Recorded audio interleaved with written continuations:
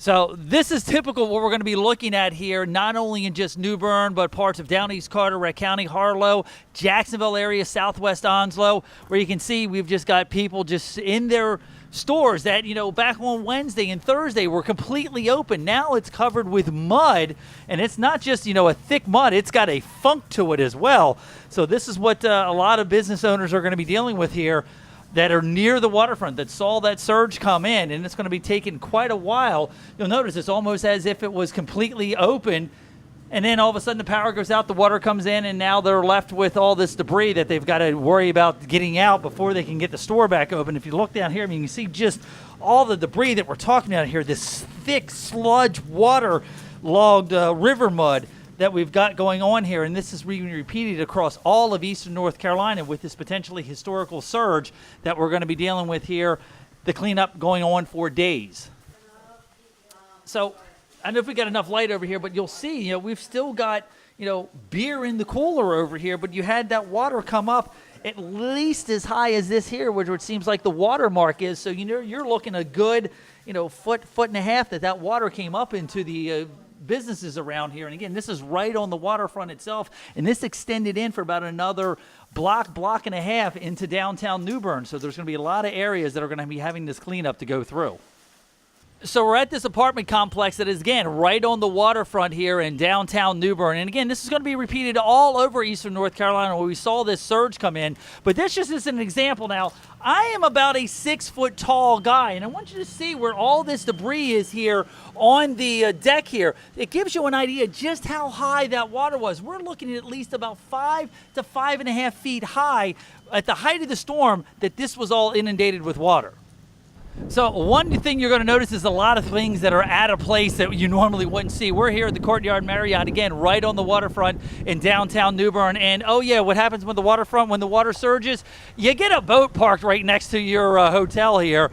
I'm not sure exactly how they're going to be able to get it. And this is a fairly big yacht. This is a yacht that you would normally see going out and doing fishing with offshore with a big rock. This is one of those big type yachts that has basically just been deposited right wedged up next to the hotel itself. And again, it rode out the storm fairly well, but when that surge came in, it literally just picked it up, and as it basically water retreated, deposited it right here on land. A lot of trees down in Pamlico County. I've got 2 pecan trees in my yard and all around my field because I live on a farm. But we've got a lot of damage, everywhere you look. Did you hear like Lowland and Hoboken and all that area right along the coast? No, I just live right inside Pamlico County in Grantsboro. Okay. But there's nothing open. There's one station, no gas, but there's people lined up everywhere. So. And I take it you decided to stay instead of evacuating, correct? Right. Yes, we didn't have a lot of we didn't have any damage to our house, but we were one of the best ones. Now, were you here in 2011 with Irene, right? I was. How does this compare tree damage-wise to Irene? It seems to me like it's the worst one we've had in Pamlico County. And I've been in Pamlico County for 45 years or more. So you're one of the hardy ones. You've gone through the birth of the Frans, all the big hitters that we're running around with here as far as this potential historical storm, right? That's right. So it is one of the worst ones we have had, in our area. And we live right on Scott Store Road. Awesome. Well, hey, I appreciate I got dirt on my hands there. Appreciate you talking and appreciate you watching. So here we are at Union Point Park. We've got some of those big pine trees that are sitting down in the park as a result of the wind. But I want you to see what the water did. This is the performance stage. Now you've still got the foundation and the framing still here, but all of the deck work has been ripped off and deposited on Front Street. So it's going to take them quite a while to be able to get this back up in operation for us here. Hopefully by maybe Mumfest they'll have this rebuilt.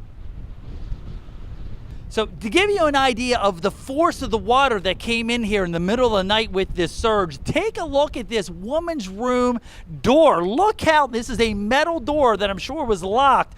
Notice how it's just pushed in there. Also, you're going to notice that you've got all that deposit of the dirt sitting in there on the newly remodeled bathrooms. But I want to point this out here. Look how the wind or the sand or whatever it was literally peeled off that fresh layer of paint across where the water came in.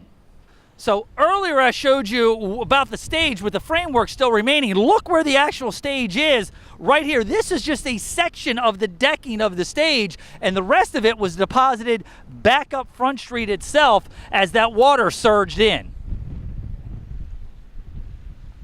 So did you just get into town, or you been in town? Our team just got in town yesterday, and we're part of the Serpro National Restoration Company. So certainly we're going to talk to all the commercial residents here, if you will, the hotels and what have you, and start talking to them quickly. There's additional teams coming in for residential services as well, but it's there's a lot of damage here in New Bern for sure. Yeah, we've got a lot of stormwater damage. So what do you guys normally do with all the mud and the muck? How do you guys go about cleaning that out? Well, that's very important. That's a good question. So first thing we do, we bring in a lot of crews and we demuck buildings. So we pull all that water out of there, the debris, the mud. That's key, because otherwise mold growth will happen fast. And at that point, we cut out drywall and put in drying equipment. And if that doesn't happen within the first 24 to 36 hours, it would be a problem. So it's literally that tight of a window, 24 to 36, when you start to get mold growing. It is with the humidity so high, absolutely, and all the mud and such. It fosters bacteria growth even quicker. Yeah. You guys will be in town and all around, right? Yes, in full force. This place is heavily impacted, so a lot of Serpro will be here today. Cool. Awesome. Well, thanks for talking with us. Thank you very much. Cool. Good luck. You guys are going to be here for a while. Yeah, we'll get to know each other. Absolutely. So to give you an idea just how high the water surged here in downtown New Bern, you can see that mud line on this business here. That's at one point late Thursday night into Friday morning, just how high that water got. And when you look through the window, you see all that mud and muck and debris that has been deposited that a lot of people here in eastern North Carolina, whether it's Lowland, Hoboken, Down East Carteret County, Jacksonville area, anybody that was inundated with water, this is what you're going to be dealing with here for weeks and months to come. So remember a couple minutes ago I showed you exactly where the first piece of this stage was after it got floated off of the frame. Here's where the rest of it ended up. We are talking almost a block to a block and a half up into downtown New Bern here, almost up to Craven Street, just to give you an idea of how far up this storm surge came. So you know New Bern is known for all of our bears. Here's the Graffenried bear, which is normally down by the park. Nothing wrong with it, just kind of floated up as the surge came in and moved inland here at the crest. Earlier this morning, before they started getting the street open, it was literally sitting on that yellow line, upright, just as majestic as it is now. Yeah, I was going to say, that's definitely a great thing to do. Wow. Yeah, because eventually the dirt will just fall off the wall, and then people won't believe it. Exactly. Kind of tell us a little bit what you've been finding in here, just getting in here first thing this day. Yeah, this morning was the first time we could get in here. We came up from Oriental. Yesterday we checked our store there. That store had 4 inches of water, and then we started getting the reports of just how bad it was going to be here in New Bern. No one had any idea be 4 feet like this. So it's even worse here in New Bern than in Oriental. It is significantly worse. And that's a rarity, because normally Oriental, right on the sound there, that normally gets it worst first. Exactly. So that's what we were expecting. We came in. We've set a lot of things up. A lot of things were tumbled down. The staff had done a great job preparing the place there. Everything was pulled up way away from the windows here. Everything was up high. Off the ground, but we'd not planned for 4 feet. And then the other problem is once it gets up, everything floats. Yep. Everything floats and turns over. The ottoman was upside down. It was actually on top of the counters. That's the old First South Bank building here. So yeah, it was up over those counters there. Wow. So when you were telling your staff to get prepared for, what were you telling them to prepare for? 3 feet, 3.5 feet, or just get them up as high as you can? Well, get it up. What we knew from before in Oriental with Irene is that baseboard height. So we're trying to double that. Looking at 2 feet. Gotcha. With that, and it gets harder and harder. The higher up you go, the less room you have to put anything. Yep. So all the cabinets back there, shelves and things were stacked up as high as we could get it. So yeah, other than getting things off site, and then that's another thing of too much time to get that done. And you're a block and a half off of where the river normally is. Correct. Wow. Phenomenal. We talked about this potentially being historical, and I think that's what we're going to be noticing. I think it is.